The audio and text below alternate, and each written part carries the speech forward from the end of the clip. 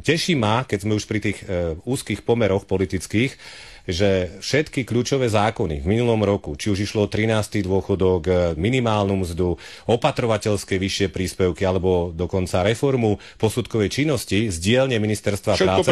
Prešlo nielen, že prešlo, ale prešlo širokou ústavnou väčšinou. O to sa ja stále budem pokúšať, lebo keď ten zákon získa širokú ústavnú väčšinu, tak potom má väčšiu legitimitu alebo vyššiu legitimitu a zároveň je to aj naznačenie toho, že robíme tie veci správne. Teší ma, že v decembri minulého roka, teraz ku koncu roka, seniori naozaj konečne dostali ten skutočný 13. dôchodok. Teší ma, že teraz v januári ľudia, ktorí sa starajú o svojich príbuzných odkázaných v domácnosti, dostali konečne nekrátený opatrovateľský príspevok.